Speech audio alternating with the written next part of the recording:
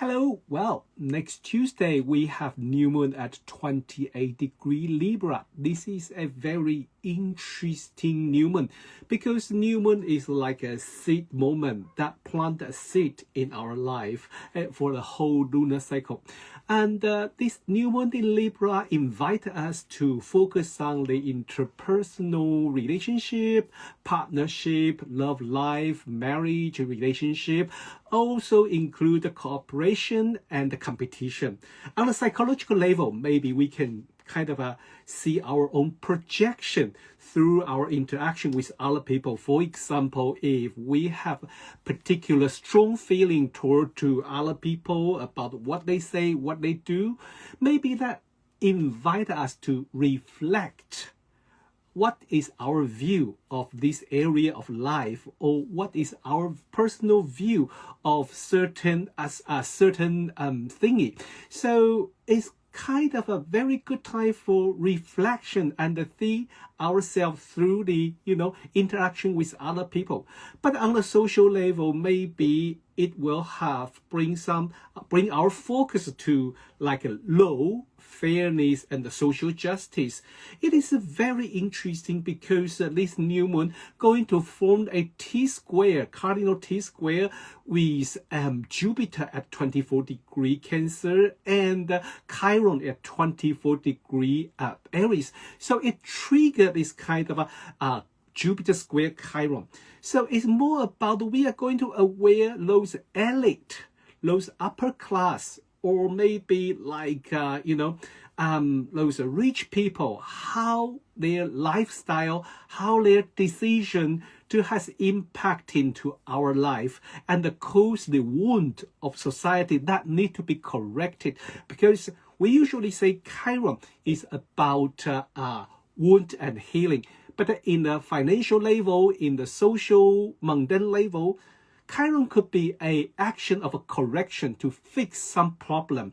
So it is very interesting going to keep an eye on next week and also next lunar cycle's news. There is something maybe like a law need to be correct, or maybe certain action, or those rich people, celebrities' behavior draw our attention towards the problem of our society. And it would be very interesting. More important, next week is going to happen is the Neptune going to move back to Pisces just after new moon. Okay, move back to Pisces. It is very interesting, and Neptune will stay here until next year, 26th of January, 2026. Neptune, when Neptune stay in Aries, it brings us kind of a fanatic action, want to move forward for our passion, for our vision. But now Neptune moved back to Pisces, invite us to look back and have some review of our dream, of our vision, about those things we sacrifice, or maybe those issues related to ocean, sailing, or transporting only related to ocean. It gives us a chance to review it and to have a chance to maybe fix certain problem or issue that we are unaware, or we didn't have time for last 14 years when the Neptune stay in Pisces, that what we didn't do. So our focus will back to maybe passion, maybe to sympathy, empathy, refugee, and also how we to be kind to each other. Those major themes that Neptune in Pisces. And we have this kind of 3 months to focus on this issue and to maybe have more action. But also, meanwhile, Venus is kind of unexpected. It's very interesting because this week we have following week we have an unexpected Venus, and coming up, and then the following week we have an unexpected Sun. So all the planets are going through kind of a stage of unexpected. Unexpected Venus gives us like a very, very powerful desire. We yearn to love, to be loved.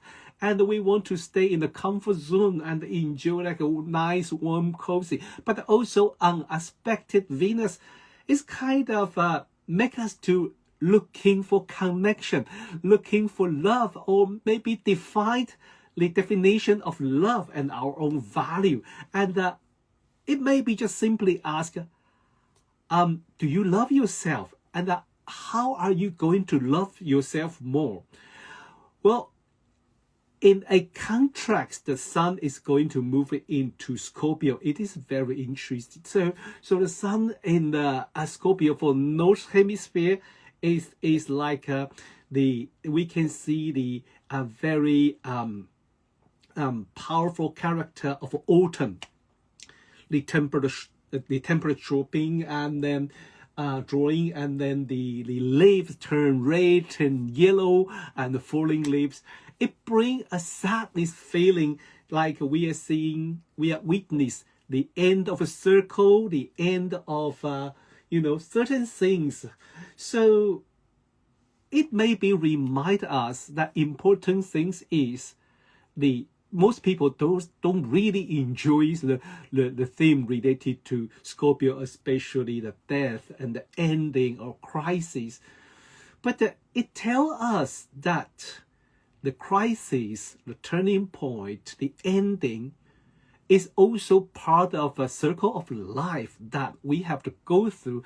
Only we go through this important stage, maybe we are more appreciated the things we have, the things we own in our hand.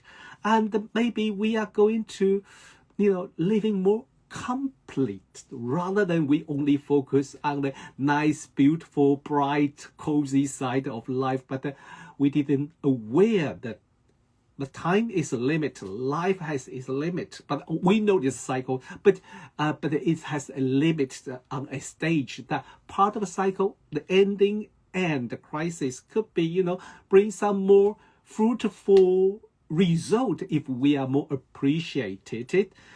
The interesting aspect toward the end of this weekend is the Mercury and Mars move toward to the end of Scorpio, and then going to form a water grand trine with Jupiter at Cancer and Saturn, Neptune at the end of Pisces. This water grand trine is kind of very sensitive, so it allowed us to look life with more, sensitive way, more emotion, or we focus on our inner world. And this water sign also bring the focus of a connection to our root, our belonging, where we belong to. And for example, maybe like our home, our family, our root, our ancestry trait, okay? But in another way, the modern astrology, we're talking about the water sign would be more like a feeling, emotion. So Mars, Mercury at the end of Scorpio form this water grand trine, maybe can also spark some fanatic or passionate or patriotic, language. Maybe it's kind of like how we love our country, or how we love our society, or maybe just like how we love our home. As long as we love ourselves, but we are not to look down other people, or my group of people are better than yours, or my country are better than yours. That is fine, you should be proud of your origin, you should be proud of your root, but be careful, because there's no point to look down other people than to raise your own state. That is very interesting, because very soon the Mars will continue move and form the opposition to the opposition with Uranus. That would be the in 2 weeks time, and that would be more interesting, because that could cause some that would be a creative time. Both Mars and Uranus are related to cut things off, and maybe we will feel some certain conflict, and also maybe we feel like a distance with other people, or certain group or certain cooperation, coalition will break up. But also in the financial astrology view, usually it's a market correcting time. So keep an eye on the the week after the the 20s, the week around 26. That will be the time Mars is going to form the opposition with Uranus. But more important, interesting, around the next week, if you like me, is a my friend called me comet fanatic. Okay, if you like comet, well, next week we are maybe going to see 2 comets in the sky with our eye. Okay, the first one is Comet Lemon, and Comet Lemon would be become brighter and brighter from the 20th of October to the November. And the magnitude with magnitude 3, that is easy to see in the dark area. So what you can do is look at this. If you want to look at this comet, it would be like after sunset, maybe like for UK could be like after 6 o'clock to 7 o'clock. Look on the toward to the west direction, a little bit of northwest. Okay. You can see the fixed star Arcturus, and the comet would be around Arcturus at that area. So that is one thing if you like to see comet. And another comet is Comet Swan. Is also appear in the sky, and it's possible, it may be going to be able to be seen also. So prepare your telescope, binocular, and going to enjoy the sizing of comet. But how do we interpret the comet? Well, I already talked about it on last Friday's YouTube podcast. I did a little bit analyze about Comet 3i, Comet Lemon, and Comet Swan. So if you're interested, go to check out. Of course, if you want to learn how to interpret the comet, well, this is the book you need. Okay, this is my book, Comet in Astrology. And in this book, I explain how ancient astrologers study comet, and also how could we get information from the comet's degree passage, and what does that mean when comet conjunct or align with planet. And so it would be very interesting to keep an eye on comet, especially when both comets become visible. That usually suggests some epic time for coming up year. Okay, so this is this week's astrology. I hope you like it, and let me know what you like to know, or you want to know more about the comet or anything else. Maybe I can bring it to you next week. Okay, see you. Bye bye.